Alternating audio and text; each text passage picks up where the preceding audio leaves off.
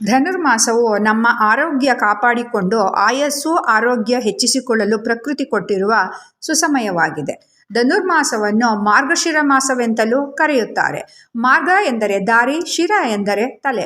ಒಬ್ಬ ಸಾಧಕ ತನಗೆ ಬೇಕಾದ್ದನ್ನು ದಕ್ಕಿಸಿಕೊಳ್ಳಲಿಕ್ಕೆ ಗುರಿಯತ್ತ ಮನಸ್ಸು ತಲೆಯನ್ನು ಇಟ್ಟು ಮುನ್ನುಗ್ಗಬೇಕು. ಇದಕ್ಕೆ ದೇಹದ ಆರೋಗ್ಯ ಬಹಳ ಮುಖ್ಯ.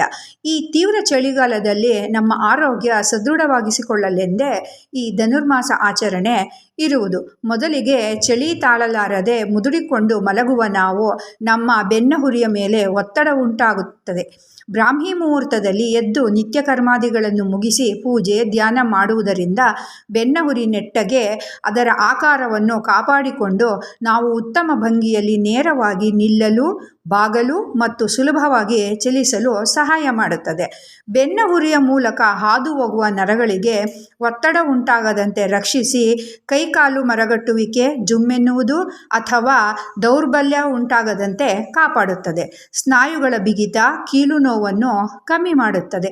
ಸರಿಯಾದ ಉಸಿರಾಟಕ್ಕೆ ಶ್ವಾಸಕೋಶವು ಸಂಪೂರ್ಣವಾಗಿ ಹಿಗ್ಗಲು ಸಹಾಯ ಮಾಡಿ ಜೀರ್ಣಕ್ರಿಯೆಗೂ ಸಹಕರಿಸುತ್ತದೆ.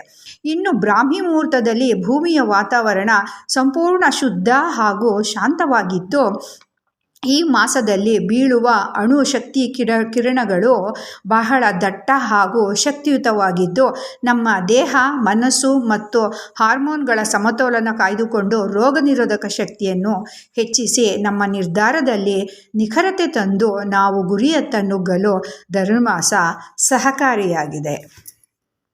ಪ್ರತಿ ವರ್ಷದಂತೆ ಈ ವರ್ಷವೂ 16ನೇ ತಾರೀಕು ಡಿಸೆಂಬರ್ ಮಂಗಳವಾರದಂದು ಧನುರ್ಮಾಸವು ಪ್ರಾರಂಭವಾಗಿ 14 ಜನವರಿ 2026ರಂದು ಮುಕ್ತಾಯಗೊಳ್ಳುತ್ತದೆ. ಧನ್ಯವಾದಗಳು.